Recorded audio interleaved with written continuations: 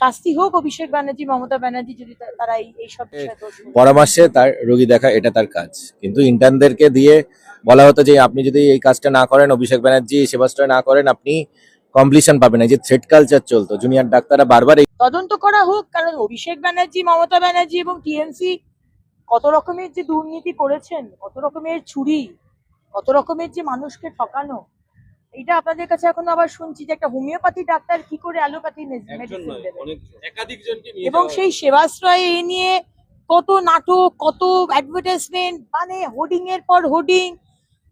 এটা তো completely crime. মানে হোমিওপ্যাথি ডাক্তারকে দিয়ে আপনি হোমিওপ্যাথি ওষুধ দিন, কিন্তু আপনি হোমিওপ্যাথি ডাক্তারকে দিয়ে কি করে অ্যালোপ্যাথি ওষুধ দিতে পারেন?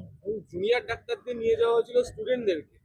এগুলো তো খুবই অন্যায়, এবং তদন্ত হোক, শাস্তি হোক অভিষেক ব্যানার্জি, মমতা ব্যানার্জি, যদি তারা এইসব বিষয়ে দোষ করে থাকেন। দিদি, অভিষেক ব্যানার্জির বাড়ি লক্ষ্য করে একটি ক্লিপ ছড়া হয়েছে। গতকালের ঘটনা, উনি একটা সিসি ক্যামেরা ফুটেজ প্রকাশ করেছেন, বলছেন নাকি ওনার বাড়িতে পাথর ছিল বাইকে করে এসে। দেখুন, এগুলো আমি একদমই সমর্থন করি না, আমাদের পার্টি, আমাদের সরকার একদম সমর্থন করে না। তদন্ত হোক, যদি তদন্ত করে দেখা যায় দেখবে, কিন্তু আগেরবার তো দেখলাম অভিষেক ব্যানার্জি আপনার উপর ডিম ফেললো, আপনি ডিম খেয়ে অ্যান্টাসিড খেয়েছিলেন বোধহয়, এত ডিম খেয়েছিলেন, খাওয়ার পর আপনি বললেন যে বিজেপি নাকি করেছে, তারপর দেখা গেল আপনারই দলের বিধায়ক লাভলি মৈত্রের লোকেরা নাকি আপনার উপর ডিম।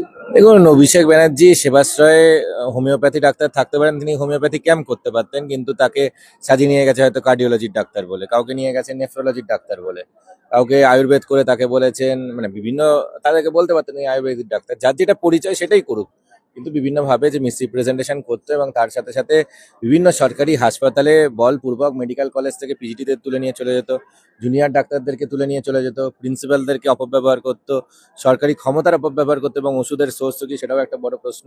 তো এইগুলো সবই প্রকাশ্যে আসছে, এবং আগামী দিনে আরো অনেক কিছুই সামনে আসবে। কিন্তু গুরুত্বপূর্ণ কেসে ইন্টার্ন ব্যবহার করা হচ্ছে, এটা কি ঠিক? দেখুন, ইন্টার্নদের কাজ মেডিকেল কলেজের ভেতর, এবং সিনিয়র ডাক্তারের পরামর্শে তার রোগী দেখা এটা তার কাজ, কিন্তু ইন্টার্নদেরকে দিয়ে বলা হতো যে আপনি যদি এই কাজটা না করেন, অভিষেক ব্যানার্জি সেবাশ্রয় না করেন, আপনি কমপ্লিশন পাবেন না। যে থ্রেড কালচার চলতো, জুনিয়র ডাক্তাররা বারবার এই নিয়ে মুখ খুলেছিলেন, এবং আমাদের সেই সময় এটা দুর্ভাগ্য যে আপনাদের বিভিন্ন মিডিয়াতে সেইভাবে কিন্তু বিষয়গুলো প্রকাশ্যে আসেনি। জুনিয়র ডাক্তাররা যখন মুখ খুলতো, অনেক মিডিয়া চুপ থাকতেন। এখন বাস্তবে সবকিছু প্রকাশ্যে আসছে, তখন দেখতে পাচ্ছেন।